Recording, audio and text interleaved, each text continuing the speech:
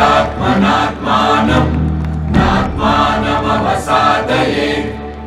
आत्मैव ह्यात्मनो बन्धुः आत्मैव रिपुरात्मनः।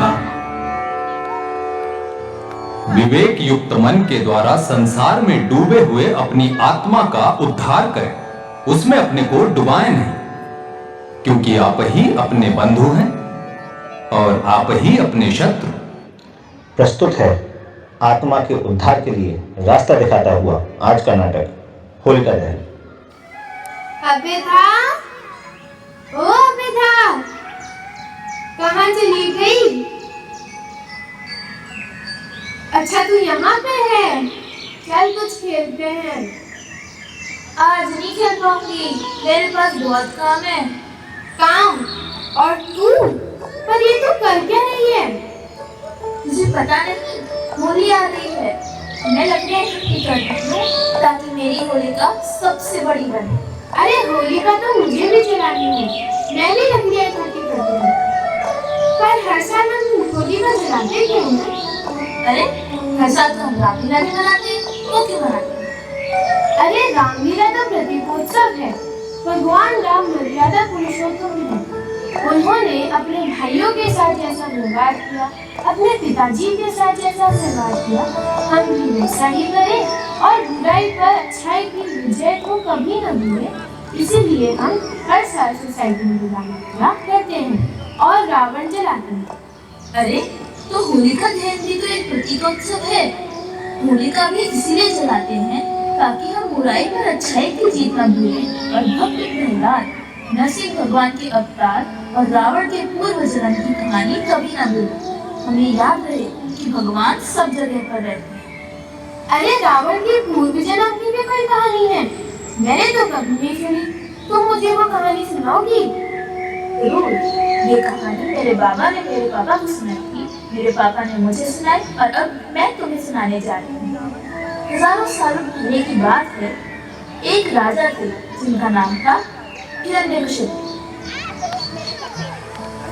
ओम ब्रह्माय नमः। ओम ब्रह्माय नमः। ओम ब्रह्माय नमः। ओम ब्रह्माय नमः।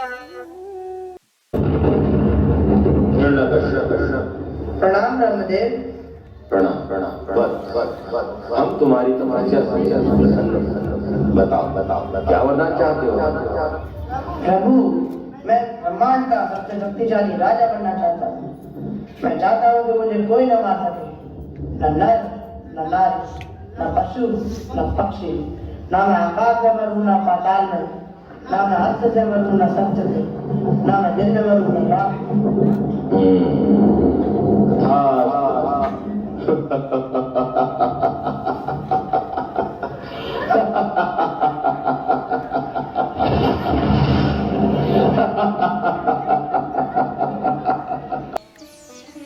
अरे ये कैसा वरदान मांगा हिरण्यकशिपु ने? इस वरदान से तो ये अमर ही हो जाएगा। जब कोई ना धरती पे मरेगा, ना आकाश में, तो फिर कहाँ मर सकता है? अगर कोई ना दिन में मरेगा, न रात में, तो फिर कब मरेगा?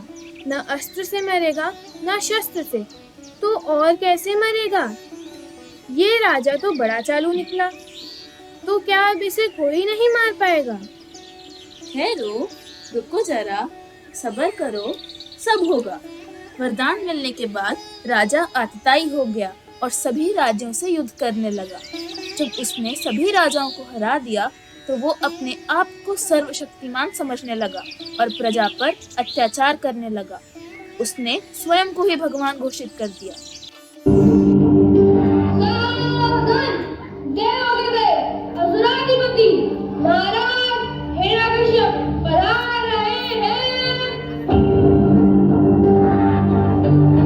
मंत्री जी, बताइए हमारी प्रजा के क्या हाल है?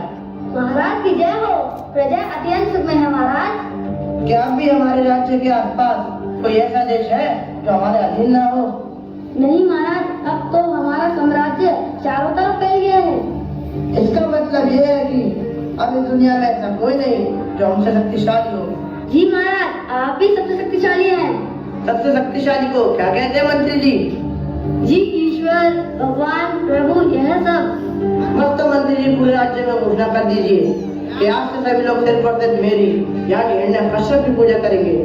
आज से मैं सबका भगवान हूँ, और यदि किसी ने मना किया या किसी दूसरे भगवान की पूजा की तो उसे मृत्यु दंड दिया जाएगा। जो आज्ञा महाराज।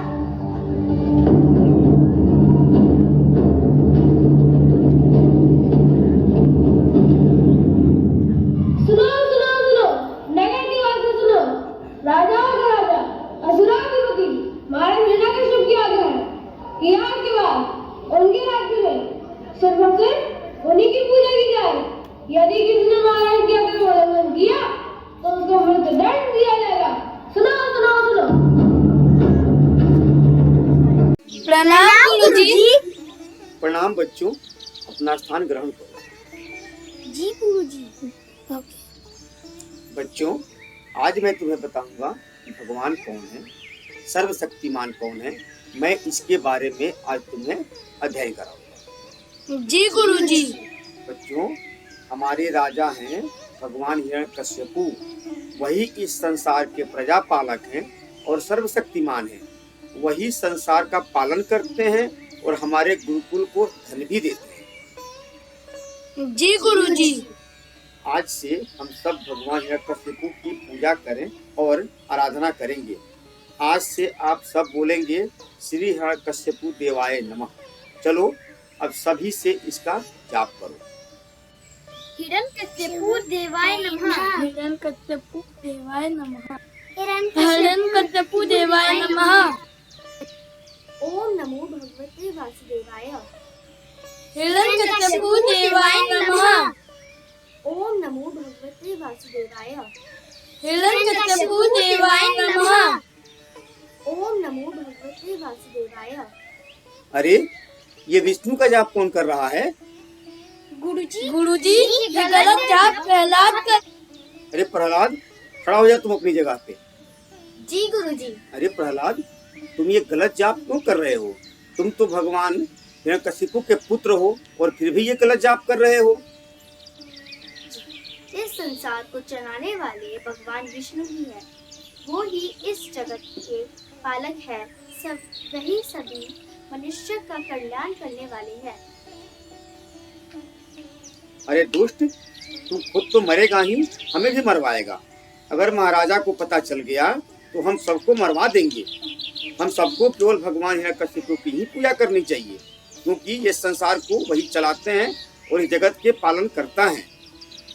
क्षमा करें गुरुजी, जगत को चलाने वाला तो भगवान विष्णु ही है। अन्यथा बताइए, सूरज और चंद्रमा को चलाने वाला कौन है? धरती को उसके अक्ष पर घुमाने वाला कौन है? अरे दुष्ट, कैसी बातें करते हो? भगवान हिरण्यकश्यपु ही इस संसार को चलाने वाले हैं और वही प्रजापालक है। यदि ऐसा ही है तो आप ही बताइए, क्या गर्भ में रह रहे को भोजन की व्यवस्था करने वाले राजा हिरण्यकशिपु ही हैं? क्या माता के रक्त से बच्चों के लिए दूध बनाने वाले राजा हिरण्यकशिपु ही हैं? गुरुजी, यह सब करने वाले तो भगवान विष्णु ही हैं। अरे दुष्ट, तुम तो तर्क वितर्क भी करता है। तुम्हें ये किसने बता दिया कि जगत के पालन करने वाले भगवान विष्णु हैं? गुरुजी, बहुत वर्ष पहले की बात है, जब मैं अपनी माता के पेट में था, तब मेरे पिताजी ब्रह्मा जी से वरदान के लिए तपस्या करने वन में गए थे। तभी इंद्र ने मेरे पिता से प्रतिशोध करने के लिए मेरी माता का अपहरण कर लिया। वो मेरी माता का वध करना चाहता था। तभी वहां नारद मुनि आ गए और उन्होंने इंद्र को समझाया कि एक गर्भवती स्त्री की हत्या का पाप क्यों कर रहे हो? ऐसा घोर करने से वो अपने इंद्र के पद से गिर जाएगा और कोई भी उसकी रक्षा नहीं कर पाएगा। ये सुनकर इंद्र डर गया और मेरी माता को छोड़कर चला गया। देवर्षि नारद ने मेरी माता को अपने आश्रम में शरण लिया और उनको भगवान विष्णु के बारे में ज्ञान दिया। उन्होंने मेरी माता को ओम नमो भगवते वासुदेवाय का महामंत्र दिया। तभी मैंने अपनी माता के पेट से ये सारा ज्ञान ग्रहण कर लिया। कैसे विचित्र बातें कर रहा है। गर्भ में से कोई कुछ सीख सकता है क्या? ये कभी संभव नहीं है। पुंसवन संस्कार के बाद गर्भ में बच्चे के कान आदि अंग बन जाते हैं। जैसे माता के भोजन से ही बच्चे का पेट भरता है, ऐसे ही पुंसवन संस्कार के बाद माता जो भी सुनती और देखती है वो बच्चा ग्रहण करता है। आज से सैकड़ों वर्ष बाद भविष्य में अर्जुन का पुत्र अभिमन्यु भी माता के पेट में चक्रव्यूह तोड़ना सीख जाएगा। यदि ये असंभव होता तो आप ही बताइए, माता के भोजन पेट में रह रहा बच्चा का पेट कैसे भर जाता? ये सब भगवान विष्णु की ही प्रताप है। अरे दुष्ट, अब तो तुझे भगवान हिरण्यकशिपु के पास ही ले जाना पड़ेगा, वही तुम्हें उचित दंड देंगे। जैसी आपकी इच्छा आचार्य जी, इसमें कुछ भी आश्चर्य नहीं है। वैसे भी पतित व्यक्ति साधु लोगों को परेशान करते ही हैं, उनको भला बुरा बोलते हैं और उनका अपमान भी करते हैं। यही उनका स्वभाव होता है। आप तो फिर भी अच्छे हैं जो मुझे मेरे पिताजी के पास ले जाएं।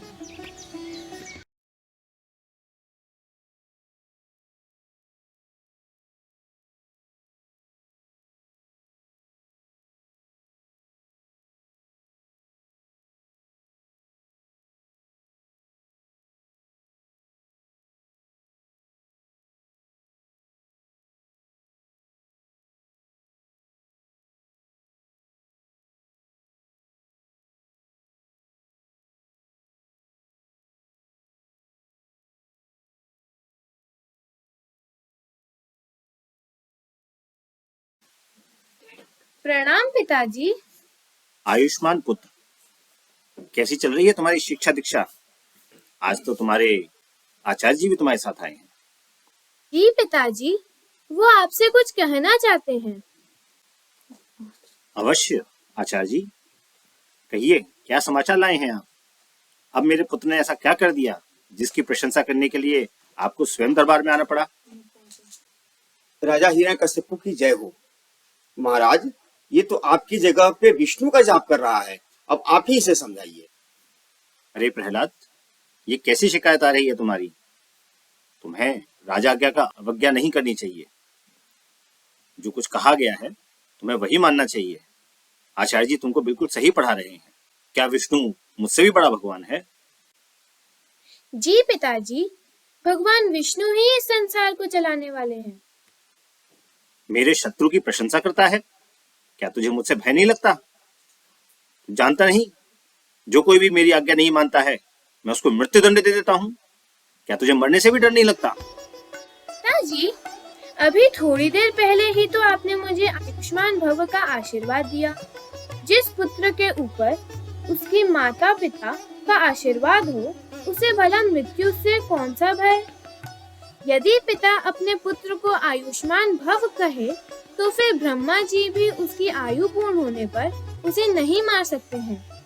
फिर मुझे मृत्यु से भय करने की क्या आवश्यकता है? मेरी अवज्ञा करता है, मुझसे बहस करता है। आज तुझे मजा चखाता हूँ। सैनिकों, जी महाराज। प्रहलाद को अपने साथ ले जाओ और इसे किसी ऊंचे पहाड़ से नीचे फेंक दो, ताकि इसको पता चल जाए कि यहाँ का भगवान कौन है। जो आज्ञा महाराज। अरे प्रहलाद, महाराज की आज्ञा मान क्यों नहीं लेते हो? हम तो उस बालक को नहीं मारना चाहते हैं। तुम चाहो तो यहाँ से भाग जाओ, हम किसी को कुछ नहीं बताएंगे। आप अपना कर्तव्य कीजिए, आप मेरी चिंता न करें। जो भगवान विष्णु चाहेंगे वही होगा। कैसा विचित्र बालक है, मरने से भी नहीं डरता। इतने ऊंचे पहाड़ से गिरेगा तो इसकी तो हड्डियां भी नहीं बचेंगी। अभी भी मौका है, महाराज की बात मान लो। ओम नमो भगवते वासुदेवाय। ओम नमो भगवते वासुदेवाय। ओम नमो भगवते वासुदेवाय। ये तो अभी भी विष्णु का जाप कर रहा है, इसको धक्का दे देना चाहिए। श्रद्धा रखो जगत के लोगों, अपने दीनानाथ में लाभ हानि जीवन और मृत्यु सब कुछ उसके हाथ में। मारने वाला है भगवान, बचाने वाला है भगवान। मारने वाला है भगवान, बचाने वाला है भगवान। पालन बाबा होगा उसका, जिसका रक्षक दया निधान। मारने वाला है भगवान, बचाने वाला है भगवान। मारने वाला है भगवान, बचाने वाला है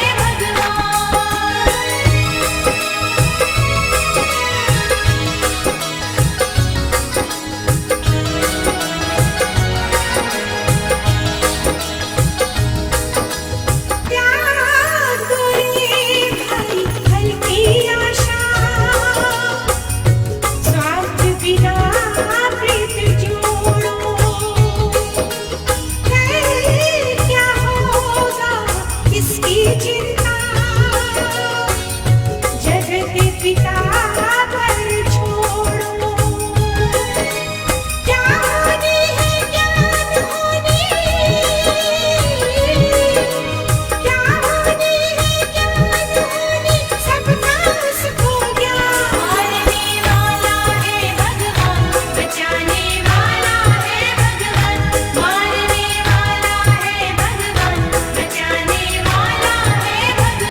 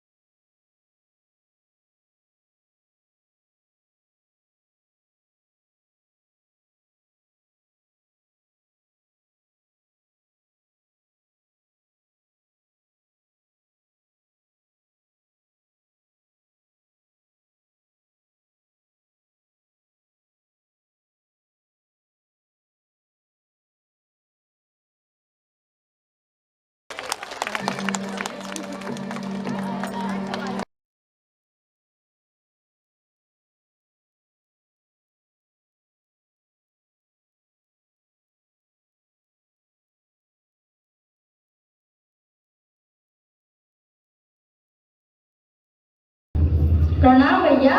प्रणाम भाभी। प्रणाम ओलिके, आओ आओ। प्रणाम। क्या हुआ भैया, आपके चेहरे पर ये गंभीर भाव, कोई समस्या है क्या भैया? हाँ ओलिके, बहुत जटिल समस्या है। तुम्हारा भतीजा प्रहलाद कुलद्रोही है। मेरी पूजा करने की जगह उस विष्णु की पूजा करता है। भैया आपसे नहीं मरता तो मेरे हवाले कर दीजिए। होलिका, तुम और तुम मैं क्या करोगी? आप तो जानते हैं कि मुझे वरदान मिला है कि अग्नि मुझे नहीं जला सकती, सो मैं उसे अपनी गोद में लेकर चिता पर बैठ जाती हूँ। इन लोगों से कह दो कि चारों ओर से आग लगा दें, वो अपने आप भस्म हो जाएगा।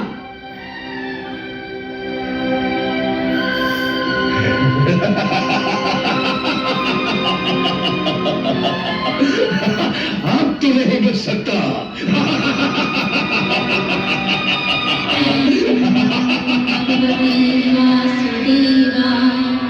ओम नमो भगवते वासुदेवाय।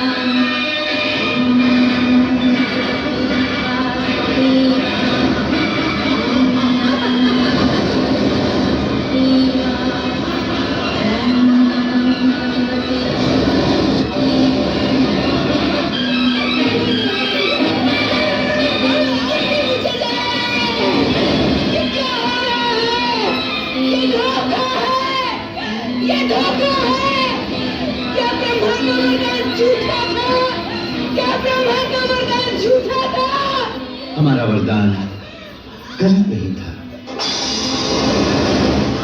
तुमने उसका गलत प्रयोग किया है। हमने तुम्हें ये शक्ति अपनी सुरक्षा के लिए दी थी। यदि उसका प्रयोग दूसरों का नाश करने के लिए किया जाएगा तो वो स्वयं तुम्हारा ही विनाश कर देगी।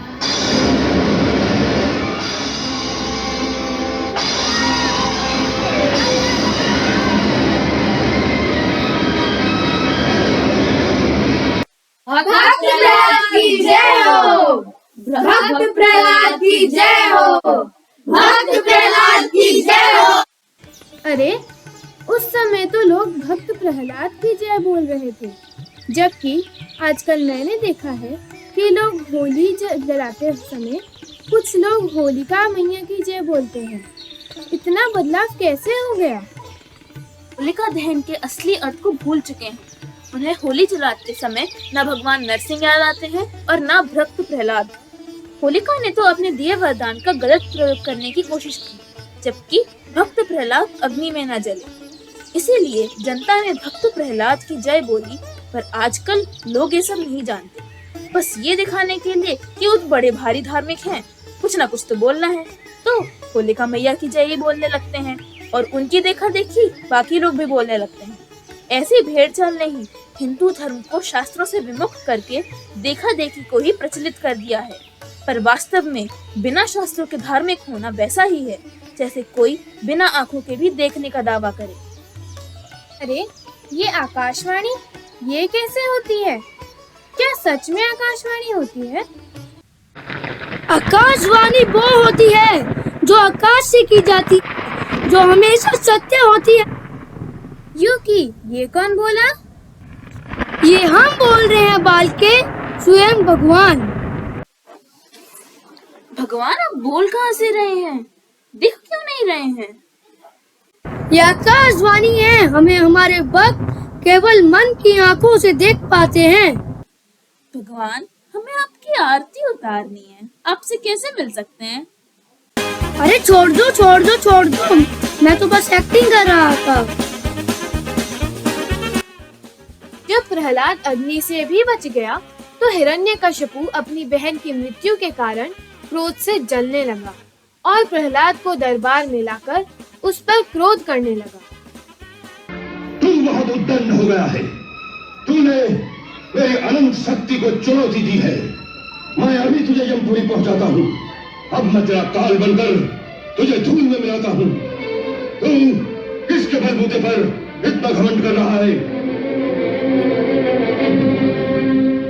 उसके बलबूते पर जो सबका बल है। पिताश्री आपको भी वही बल देता है, न केवल मेरे और आपके, बल्कि संसार के समस्त बलवानों का बल भी केवल वही है। पिताश्री भगवान श्री हरि बड़े ही दयालु हैं, इसलिए अब भी समय है कि आप अपना अभिमान त्याग कर उनकी शरण ले लें। वे अवश्य आपके अपराध क्षमा कर देंगे। आप क्रोध का त्याग करें पिताश्री। इतनी छोटी सी आयु में इतनी लंबी चिंफा। अरे अभी तक तो तुम मेरा खाना जितना ऊंचा भी नहीं हुआ और मुझे शिक्षा देने लगा। पिताश्री आप फिर भूल कर रहे हैं। आप जिसे मेरी छोटी सी आयु कहते हैं वो मेरी नहीं, मेरे इस शरीर की आयु है। पिताश्री मैं इस शरीर के अंदर आत्मा रूप में वास करता हूँ। उसकी आयु तो अनंत वर्षों की है। कहाँ दिखता है तुझे तेरा परमात्मा? प्रत्येक वस्तु में, आकाश में, धरती में, हवा में, आप में, मुझ में, साधु संतों में और इन दैत्यों में भी। आप विश्वास कीजिए पिताश्री, वे सृष्टि के कण कण में है। यहाँ की हर वस्तु में भी? जी पिताश्री। इस महल में भी? जी पिताश्री, मैं तो उन्हें इस महल की हर वस्तु में देख रहा हूँ।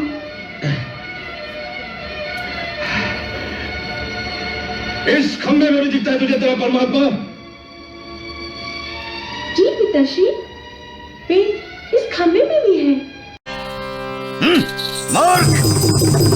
तू ये कहता है कि भगवान है तो मुझे देखना है। तू उसे इस खंभे में कैसे लाता है, अब तू मुझे दिखा। किधर है? इस खंभे में मुझे भगवान दिखा, नहीं तो तू ये मान ले कि मैं सर्वशक्तिमान हूं। चल।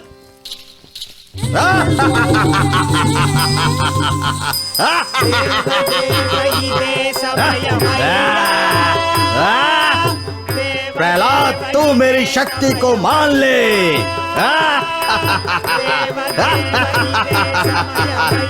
चल इधर आ। इस खंभे में तेरा भगवान है क्या? मेरे भगवान है इसमें। इस खंभे में तेरा भगवान है? मेरे भगवान है इसमें। क्या इस खंभे में भी तेरा भगवान है? मेरे भगवान है इसमें। अभी दिखाता हूँ।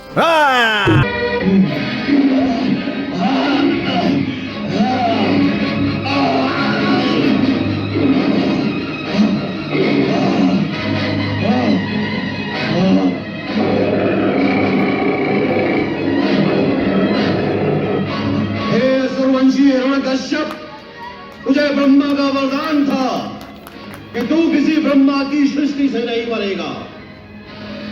तो भगवान नरसिंह ब्रह्मा की सृष्टि में नहीं है। ये न नर है, न पशु, न सुर है, न दैत्य। इस समय न दिन है न रात, संध्या वेला है। तुझे अस्त्र से मारा जा रहा है, न शस्त्र से। तुझे नरसिंह भगवान अपने नखों से मार रहे हैं।